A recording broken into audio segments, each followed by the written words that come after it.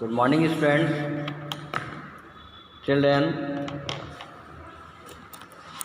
today I will teach you English literature book of class 6. Okay, देख लीजिए आप सब लोग, ये क्लास 6 का बुक है इंग्लिश, इसी को हमें आपको पढ़ाना है। तो बच्चों, lesson 1, lesson 2, lesson 3, lesson 4, lesson 5 already I have completed. Question answer as well as filling the blanks, match words, etc. that is given in your book. I have also sent through video and PDF. So today I will explain the chapter 6 or lesson 6 of your textbook. Okay, तो आप सब लोग go to page number 34 number के page पे जाइए। When you will reach on the page number 34, at the top of the page you will see lesson 6 and lesson name is Rani Lakshmibai. Clear? So you are suggested that open your book and go to page number 34. I am reading here and you also match the line in your home. Look, okay, let's start. आओ शुरू करते हैं। सब लोग जाइए page number 34। उम्मीद है कि सब लोग खोल लिए होंगे। रानी लक्ष्मीबाई, ये आपका लेसन का नाम है, रानी लक्ष्मीबाई। वही रानी लक्ष्मीबाई जो हमारे देश की वीरांगना हैं, जिन्होंने अंग्रेजों को भारत से भगाने के लिए युद्ध किया, वीरतापूर्वक उन्होंने लड़ा, संग्राम किया, वीर गति को प्राप्त हुई। वही झांसी की रानी की रियल स्टोरी यहाँ पे आपको बताया गया है, उसी को मैं आपको समझाऊंगा। तो चलिए स्टार्ट करते हैं। The most daring and capable of the leaders of the rebellion was the Rani of Jhansi, Rani Lakshmibai. The most daring and capable of the leaders of the rebellion, अर्थात ऐसी वीरांगना जो कि साहस पूर्वक अपने नेतृत्व के द्वारा झांसी के लिए लड़ी, अंग्रेज़ों के खिलाफ उन्होंने आज़ादी के लिए लड़ाई किया। ऐसी वीर महिला की कहानी, झांसी की रानी की कहानी इसमें दिया गया है। इन 1854 1854 की बात है, 1854 की बात है। लॉर्ड डलहौजी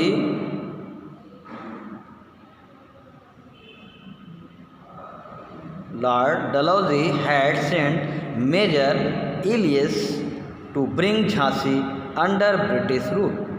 1854 में लॉर्ड डलहौजी जो भारत का गवर्नर जनरल था, उसने अपने एक अधिकारी मेजर जिसका नाम था इलियस या इलिस, उसको झांसी में भेजा और ये कहला करके भेजा, ये संदेशा लेके भेजा कि जाओ झांसी के रानी से बोल दो कि आज से ये झांसी का मालिक अब अंग्रेज गवर्नर होगा लॉर्ड डलहौजी, और अंग्रेज़ों के शासनकाल में अब ये झांसी चली जाएगी। यह संदेशा लेके इलिस ने उसके पास, झांसी की रानी के पास गए। क्यों गए थे, इसका कारण देखिए। Gangadhar Rao the maharaja of Jhansi had died leaving behind a 6-year-old adopted son. क्योंकि झांसी का जो राजा था, उस समय झांसी के राजा का नाम था गंगाधर राव, और गंगाधर राव की मृत्यु हो गई थी। गंगाधर राव की जब मृत्यु हो गई तो गंगाधर राव ने अपने मृत्यु से पहले एक बच्चे को गोद लिया था। एडॉप्टेड सन मैंने गोद लिया हुआ पुत्र। गोद लिया हुआ पुत्र का मतलब ऐसे राजा रानी, ऐसे व्यक्ति, ऐसे इंसान जिनको कोई बच्चा पैदा नहीं होता, वो किसी दूसरे के बच्चे को गोद ले लेते हैं और अपना बच्चा उसको मान के अपना कहने लगते हैं। ऐसे बच्चे को कहा जाता है एडॉप्टेड सन इंग्लिश में, और हिंदी में कहा जाता है दत्तक पुत्र या गोद लिया हुआ बच्चा। तो गंगाधर राव ने भी एक बच्चे को गोद लिया था, 6 साल का बच्चा हो चुका था उस समय, और गंगाधर राव की मृत्यु हो गई थी। अब वो जो गंगाधर राव की जब मृत्यु हो गई, जो उनका बच्चा 6 साल का था, वो उनका मालिक हो जाता, उनके साम्राज्य का, उनके राज्य का मालिक हो जाता। लेकिन अंग्रेज चाहते थे कि वो उनका राजपाट अब अंग्रेज ले ले, उनका बच्चा न लेने पाए। क्यों नहीं लेने पाए? क्योंकि Lord Dalhousie had refuse to accept the adopted son as the prince. क्योंकि लॉर्ड डलहौजी ने ये नियम बताया था कि जिनके घर में कोई बच्चा पैदा नहीं होगा, कोई वारिस नहीं होगा, उनको एडॉप्टेड सन की वैल्यू नहीं मानी जाएगी और उनके राजपाट को सरकार के पास समाहित कर दिया जाएगा। इसलिए गंगाधर राव के पास जब कोई बच्चा नहीं था तो गोद लिए हुए बच्चे को मानने को तैयार नहीं था, और लॉर्ड डलहौजी ने ये कहा कि उसको राजकुमार हम मानते नहीं हैं, बल्कि उस बच्चे को हटाओ और पूरी संपत्ति राजभवन में जमा कर दो, अर्थात शासन में जमा कर दो, अंग्रेज शासन उस पर कब्जा कर लेगा। यह संदेशा लेकर के लॉर्ड डलहौजी की इस संदेशा को लेकर के इलिस जो है झांसी की रानी के पास पहुंचा। ये 1854 की बात है। Major Ellis appeared at the court and read out an announcement declaring that the East India Company would now rule them। इलिस जो है खर्रा लेके पहुँचे, राजसभा में बैठे, झांसी की रानी भी बैठी थी, और उन्होंने उस शासन का आदेश लेके पढ़ना शुरू कर दिया। उसमें आदेश लिखा था कि शासन ये आदेश देता है कि झांसी आज से अंग्रेजों के कब्जे में हो गया और एडॉप्टेशन को प्रिंस के रूप में नहीं मानता। यह आदेश लेके लॉर्ड डलहौजी ने मुझे भेजा है, इसलिए आज से झांसी का शासनकाल अंग्रेजों के हाथ में चला जाएगा। The 17 years old Rani would receive a pension and she would be allowed to live in the palace। और संदेशा में ये लिखा था कि झांसी की रानी 17 साल की उस समय थी। संदेशा में लिखा था कि 17 साल की जो झांसी की रानी है उनको सरकार, अंग्रेज सरकार उनको पैसा देगी, पेंशन देगी, उनका गुजारा भत्ता हो, उनका खाने पीने की व्यवस्था हो, उनको थोड़ा नौकर चाकर मिलेंगे और रानी उस महल में रह सकती हैं। लेकिन उन सब चीज़ों का मालिक अंग्रेज गवर्नर होगा और अंग्रेज उनको पेंशन देगा, पेंशन के रूप में अपना जीवन को यापन करें और महल में रहें। ऐसा आदेश पढ़ करके वह इलियस सुना रहा था। Even as the announcement was being read out, the Rani of Jhansi had shouted, "Me in", अपनी झांसी नहीं दूंगी, अर्थात I will never give up my Jhansi. Announce जब हो रहा था, अंग्रेज ऐसे पढ़ रहे थे, तभी झांसी की रानी ने कहा, मैं अपनी झांसी अंग्रेजों को कभी नहीं दूंगी, कभी नहीं दूंगी, कभी नहीं दूंगी, ऐसा उसने कहा। झांसी की रानी की बात हो गई ओवर। इलियस चले गए अपने नियम को सुना करके, क्योंकि उनको मालूम था कि अंग्रेज का जो नियम है वो सबको मानना पड़ेगा। झांसी की रानी की बातों को उन्होंने ध्यान नहीं दिया कि हम झांसी देंगे कि झांसी नहीं देंगे, वो नियम सुना के चले गए। During the next 3 years Rani Lakshmibai was force to live quietly in the palace on the pension she received from the British.